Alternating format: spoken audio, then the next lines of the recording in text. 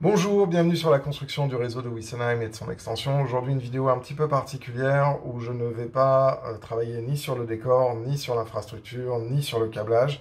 Je vais vous parler d'un outil très important et néanmoins un outil qui n'est pas nécessaire pour faire du modélisme, mais qui s'avère être assez intéressant, à savoir l'aérographe. Alors l'aérographie, c'est une technique assez simple qui allie l'utilisation d'air comprimé et de peinture pour pouvoir projeter sur un objet et le peindre. Alors, bien évidemment, quand on aborde le sujet de l'aérographe, on se retrouve très vite totalement démuni avec plein de questions et on ne sait pas par quel bout prendre le sujet. Donc moi, ce que je vous propose, c'est de prendre le sujet en 3 parties. D'une part, la problématique de l'air, d'autre part, la problématique de la peinture, et enfin, la problématique de l'outil en lui-même. Et on finira par la problématique du nettoyage de cet outil. On verra pourquoi c'est une partie en elle-même qui est très importante. Donc on va commencer avec l'air comprimé. L'air comprimé est généré par un compresseur. Et le problème, c'est qu'on doit avoir un air qui nous permette de pouvoir projeter notre peinture de façon constante. Donc il faut qu'on ait une réserve d'air suffisamment importante et une capacité à générer de l'air comprimé suffisamment stable pour pouvoir avoir un flux d'air qui soit constant. Au plus le flux d'air est constant et régulier, au plus votre projection de peinture sera de qualité. Le problème, c'est que pour pouvoir avoir un compresseur de qualité, il faut tout de suite mettre un ticket à 200 € minimum. Pourquoi? Parce que le compresseur va générer donc de l'air comprimé. Quand on génère de l'air comprimé, il y a 2 phénomènes. Il y a un phénomène d'échauffement d'un côté et il y a un phénomène de refroidissement quand on décomprime l'air. Ces problématiques-là sont très connues et vont avoir pour conséquence de générer un problème important qui va être l'humidification de l'air. Or, au plus votre air va être humide, au plus il risque de nuire à la qualité du liant de votre peinture. Donc on aura l'occasion d'en reparler quand on parlera de la préparation de la peinture. Mais un bon compresseur, ça veut dire à un moment donné, du coup, un coût important d'entrée. Et vous ne pouvez pas y échapper. On ne peut pas se dire, bon, je vais prendre un compresseur d'entrée de gamme et ensuite je me débrouillerai. Parce que en faisant ça, la qualité de l'air que vous allez avoir ne va pas être très satisfaisant et vous allez mettre sur le dos de l'outil, à savoir l'aérographe en lui-même, un problème qui est en fait lié à la qualité de votre air. Donc ça, c'est une problématique qui est assez importante à prendre en compte et c'est une problématique qui fait travailler aussi une discipline qui est un petit peu pénible, à savoir le pneumatique. Parce qu'en fait, vous travaillez avec des raccords pneumatiques, vous travaillez avec des flexibles pneumatiques et surtout, vous travaillez avec de la pression. Et donc, du coup, vous pouvez vous dire, bah, c'est pas grave, je vais acheter un compresseur à Castorama, un 150 litres. Oui, vous pouvez faire ça. Et moi, je l'ai fait aussi. J'ai un compresseur de 150 litres avec une valve de contrôle de débit, avec ensuite, après, un boîtier qui va me permettre d'enlever l'humidité de l'air. C'est tout à fait faisable et ça peut être un bon calcul, surtout quand vous faites des peintures sur des grandes surfaces. Néanmoins, vous allez très vite vous rendre compte que ce genre de compresseur est une horreur. Pourquoi? Parce que ça fait énormément de bruit, parce que ça génère énormément d'humidité. Pourquoi? Parce qu'au plus vous compressez l'air, au plus d'un côté ça va chauffer, mais au plus la détente de l'air va créer de l'humidité, va créer du givre. Donc ça va être très problématique. Donc, tôt ou tard, vous allez aussi vouloir un compresseur qui vous emmerde pas trop, qui ait une réserve d'air suffisante, mais surtout qui ne fasse pas un bruit absolument démoniaque. Parce que déjà, vous allez être obligé de porter un masque, mais si en plus vous devez porter un casque anti-bruit, vous allez voir que c'est très vite pénible. Donc du coup, un compresseur de qualité, ça c'est la base. Pourquoi? Parce que effectivement, on a besoin d'un air de qualité et d'un air constant. Voilà, ça clôt la première partie de la problématique sur l'aérographe. La deuxième partie, c'est effectivement la préparation des peintures. Toutes les peintures ne peuvent pas aller dans un aérographe. Pourquoi? Parce que une peinture acrylique normale a une taille de pigment qui est trop importante pour pouvoir être utilisée dans l'aérographe. Par conséquent, il faut des peintures qui sont avec des pigments beaucoup plus fins qui vont vous permettre de pouvoir être utilisés dans un aérographe. Alors évidemment, vous allez avoir différents types d'aérographes. Vous allez avoir le pistolet à peinture, qui est la version, on va dire, la plus industrielle et qui va accepter des tailles de pigments beaucoup plus importantes. Mais par contre, le corollaire de ça, c'est que la taille de la buse, c'est-à-dire de l'aiguille qui va projeter le mariage de l'air et de la peinture, va être beaucoup plus gros et donc vous allez sacrifier en détail. Donc quand on arrive sur des aérographes que l'on peut utiliser en modélisme, on va arriver sur des buses qui vont être très très fines, et qui dit buse très très fine dit risque de bouchage par des pigments qui ne sont pas adaptés. Donc les peintures que moi j'utilise pour le décor ne vont pas être les peintures que je vais utiliser pour l'aérographe. Malheureusement, ça ne va pas être possible parce que les pigments seront beaucoup trop importants. Donc ça, c'est le premier aspect qui est important à savoir. C'est qu'effectivement, après s'être occupé de l'air, il faut s'occuper de la peinture.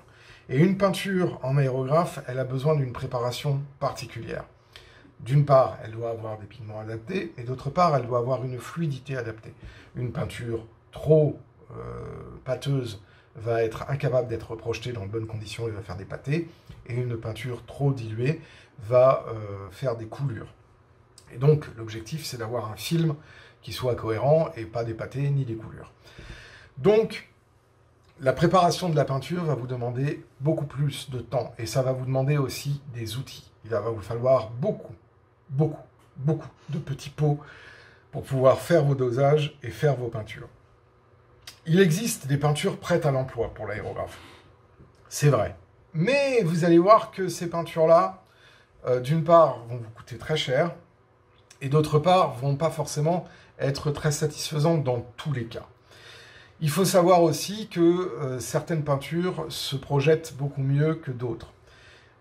Moi, j'utilise essentiellement des acryliques, alors que ce soit des acryliques à l'eau ou que ce soit des acryliques à solvant. Les nitrosynthétiques sont beaucoup plus difficiles à mettre en œuvre avec un aérographe. Les gouaches, c'est impossible de les mettre en œuvre avec l'aérographe.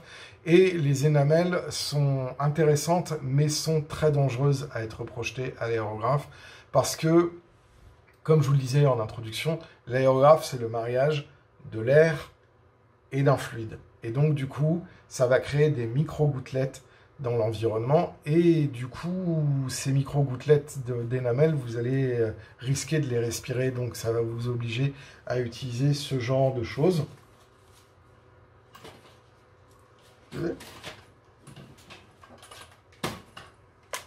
C'est-à-dire un masque FFP3. Sinon, vous allez prendre comment ça s'appelle, la nébulosité, de la peinture nébulosée dans le nez, et croyez-moi, c'est pas une bonne idée. Donc, vous l'avez compris, les différentes choses qui vont être nécessaires quand on veut faire de l'aérographie font que vous allez avoir une facture qui va s'élever très très rapidement, parce que quand vous utilisez votre aérographe sur votre décor, bon, en règle générale, vous allez faire avec ce qu'on appelle des peintures ultra diluées, c'est-à-dire en quasi-rupture de liant.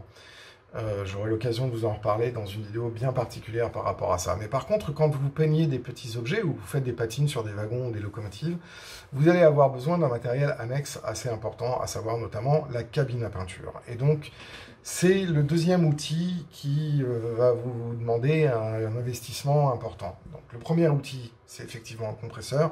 Et le deuxième outil, c'est une cabine d'aspiration qui va vous permettre de pouvoir aspirer les peintures et donc de maintenir le modèle avec ce que l'on appelle un environnement relativement neutre, puisque le nuage nébulisé de votre aérographe va être aspiré vers l'arrière par votre cabine d'aspiration, et donc du coup, devant, votre modèle va ne recevoir que la peinture qui lui est destinée et pas le micro-gouttelage du nuage issu de votre projection à l'aérographe.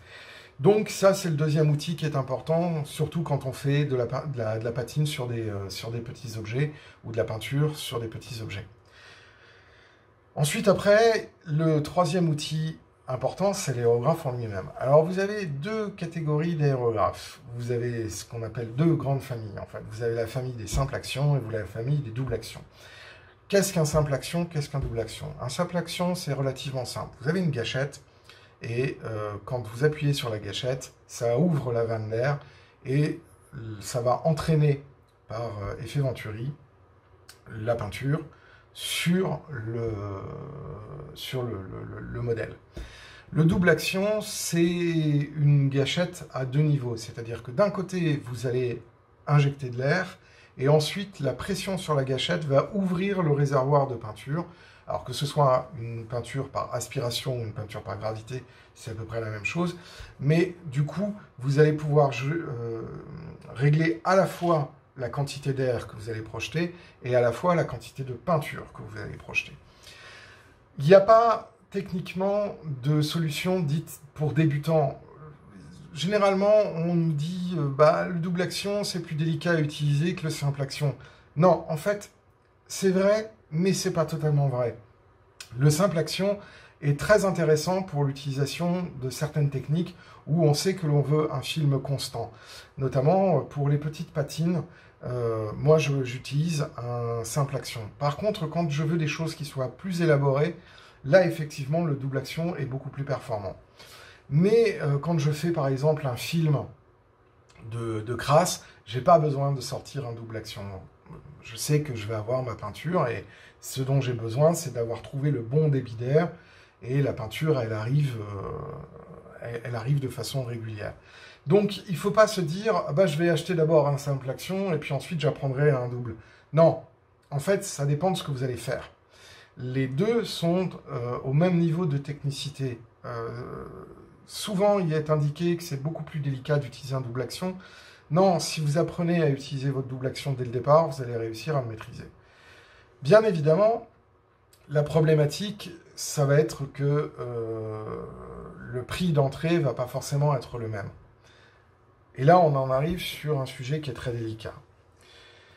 Quand vous prenez un aérographe, prenez une marque qui est utilisée dans les arts graphiques. Ne prenez pas des trucs qui ont l'air révolutionnaires et qui vont malheureusement pas être pérennes dans le temps. Il y a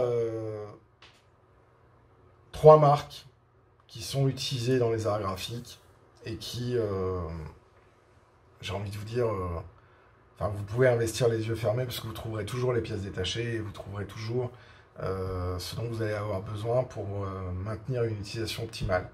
Il y a Harder & Steinbeck, il y a ANSA et il y a Pasch. Voilà. Ces 3 marques-là sont utilisées dans les arts graphiques, dans les milieux de la publicité, dans les milieux de la photographie. On m'avait montré un aérographe Aztec avec des bulbes interchangeables, ça avait l'air sympa, le nettoyage avait l'air d'être beaucoup plus simple qu'avec les aérographes normales. Donc de bol, maintenant il est plus fabriqué, donc tous les gens qui ont des Aztec, ils peuvent le mettre... ils vont avoir beaucoup de difficultés à trouver les pièces détachées, et c'est un petit peu le problème. Donc quand vous achetez un aérographe, vous achetez un aérographe qui va vous coûter... Quand on rentre dans la discipline, il va vous coûter environ 150 €. Donc autant acheter un aérographe qui soit de qualité et qui soit avec des pièces détachées qui soient trouvables facilement. N'achetez pas des choses qui sont dans des marchés de niche, ni des chinoiseries, parce que là, voilà. Pourquoi ? Parce qu'un aérographe, une fois qu'on l'a utilisé, il faut le nettoyer. Et c'est en ça où c'est un peu particulier, c'est qu'il y a ce qu'on appelle... dans l'utilisation de l'outil, il n'y a que, dans le temps d'utilisation de l'outil, il n'y a qu'une faible partie qui est sur l'usage. Il y a beaucoup plus de temps à la préparation et au nettoyage qu'à l'usage en lui-même de l'outil. Or, je vous ai parlé de la préparation de la peinture et de la préparation de votre air. Je vous parle maintenant de la 3e partie qui est la partie de nettoyage. Parce qu'un aérographe, on doit le démonter intégralement après l'avoir utilisé pour le nettoyer. On ne peut pas se dire, c'est bon, je mets 3-4 giclettes, il est propre et je le réutiliserai plus tard. Si vous faites ça, c'est mort. C'est mort. L'aérographe, il doit se démonter intégralement. Or, le démontage d'un aérographe, ça prend énormément de temps. Et au plus vous allez le monter, le démonter, au plus vous allez vous rendre compte qu'il y a des pièces qu'il va falloir changer. Il y a des joints qu'il va falloir renouveler, etc., etc., etc. Donc, il faut prendre un aérographe où vous trouvez des pièces détachées simple et rapidement, parce que sinon vous allez vous retrouver avec un outil que vous n'allez pas pouvoir utiliser. Et c'est là où je vous parle aussi d'une difficulté, c'est la gestion de la frustration. C'est-à-dire que quand on prépare son aérographe et qu'on a préparé son plan de travail pour utiliser son aérographe, il vaut mieux se dire je fais une grosse session où j'ai plein de choses à faire avec l'aérographe et ensuite après je me fais une grosse session de nettoyage. Parce que moi, toutes les personnes qui me disent bah, j'utilise l'aérographe, puis après j'utilise mon nettoyeur, je fais 3-4 pressions, je le nettoie comme ça. Oui, vous allez faire ça 3 fois, puis à la 4e fois, votre aérographe va plus marcher, vous allez avoir une mauvaise qualité de projection, etc. Donc, ça veut dire que quand vous préparez à utiliser cet outil, vous devez aussi vous préparer à le nettoyer. Et le nettoyage, ça prend énormément de temps. Ça veut dire que quand vous faites un investissement pour acheter un aérographe, vous devez donc acheter un bon aérographe, vous devez acheter un bon compresseur, vous devez acheter aussi une cabine d'aspiration si vous faites des petites pièces, et vous devez acheter aussi tout un outillage pour pouvoir nettoyer votre aérographe, que ce soit une cloche à pulvérisation pour pouvoir nettoyer l'aérographe entre 2 utilisations, que ce soit aussi des bacs à ultrasons pour pouvoir nettoyer finement les buses, et toute une série de petites brosses et de choses comme ça, plus des pièces détachées pour pouvoir garder votre aérographe en bonne condition d'utilisation. Donc tout ça fait que c'est une discipline qui est onéreuse, qui vous permet de faire des choses que vous ne pouvez pas faire avec le pinceau, même si vous avez une très très bonne technique du pinceau. L'aérographe est un outil qui très très rapidement devient très intéressant, mais qui a énormément de contraintes. Voilà, donc pour conclure cette vidéo d'introduction à l'aérographe, parce qu'il y aura d'autres vidéos qui seront vraiment destinées à montrer l'utilisation et la technique de cet outil, voilà ce que je pouvais vous dire en résumé. Un bon compresseur et pas mal d'investissements autour de votre outil en lui-même, c'est-à-dire l'aérographe, pour pouvoir l'utiliser dans de bonnes conditions. Voilà, si vous avez des questions ou que vous avez envie que je traite certaines thématiques spécifiques à l'aérographe, n'hésitez pas à la mettre dans la section commentaires. N'hésitez pas non plus à vous abonner à la chaîne si ce n'est pas déjà fait, à nous mettre un petit pouce vers le haut, ça nous fait plaisir, et à cliquer sur la cloche pour être notifié lors des prochaines sorties. Et je vous dis à très bientôt pour d'autres vidéos sur la construction du réseau de Witsenheim et sur l'élaboration d'un décor réaliste. Ciao!